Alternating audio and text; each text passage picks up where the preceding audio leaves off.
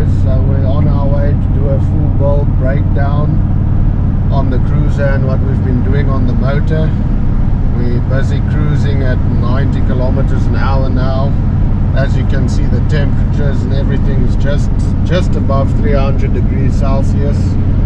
Boost is currently on 0 because I'm not really giving it gas. If I give it a bit, there you can see it's going up. Almost 2 bar. We already accelerated from 80 to 120. Carrying on, this is an uphill, 140, 150. So she pulls really well. There was quite a big gain now after I did the injectors.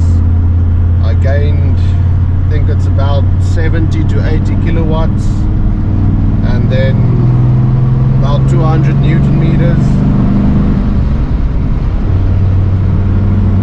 It's like driving a Kalahari Ferrari in here now.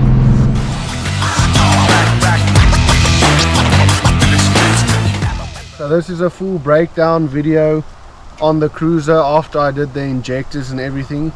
I've had quite a few questions, quite a few guys asking me if the Gturbo was worth it or not. So let's start from the beginning. I bought the cruiser this year in January. It went straight from the Toyota dealership to the tuner that we've been using for about 4 to 5 years. Just a normal remap and an exhaust on the V8 gives you about 200 kilowatts and roughly 700 Newton meters. I immediately put a hybrid turbo on, so that's just a ballpark figure. That's what we've had from about 5 or 6 cruisers that we've had in the family that we've tuned. My father did his now recently. He's pushed 197 kilowatts and 695 Newton meters, so I'm using that as a base. This with a hybrid turbo that I put on immediately after I got the cruiser was pushing 248 kilowatts and 824 Newton meters. I was driving it like that for about 10,000 Ks. Then I decided I wanted to try a Gturbo because I've seen quite a lot of videos, especially from the guys from Australia. There's quite a few guys that have been doing them and they said it's completely a different vehicle. It's different to a hybrid turbo. So I did a G350 upgrade then. After that, the cruiser was pushing 277 kilowatts and 950 Newton meters. That is before the front mount intercooler upgrade, before the boost pipes and before the power pipe. That was just the Gturbo with the clutch kit and the exhaust with the Safari R-Max snorkel as well.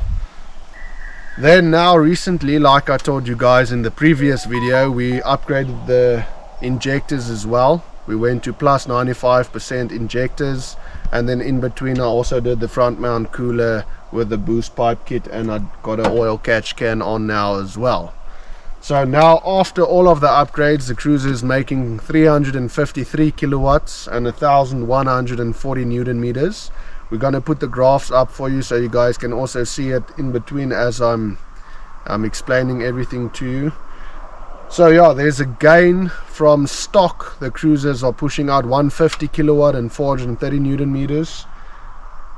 And now at the end of the build it's pushing 353 kilowatts and 1140 Newton meters.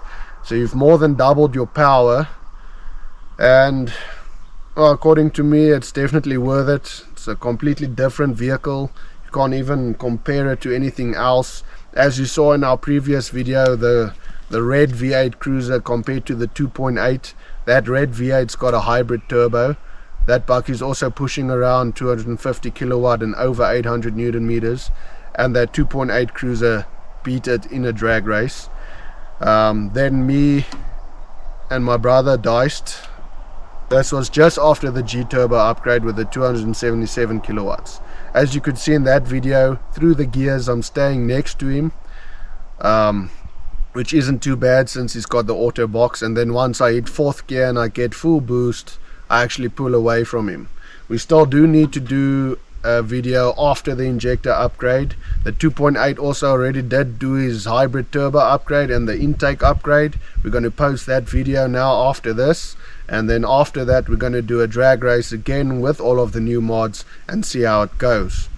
Thanks guys, see you again, cheers.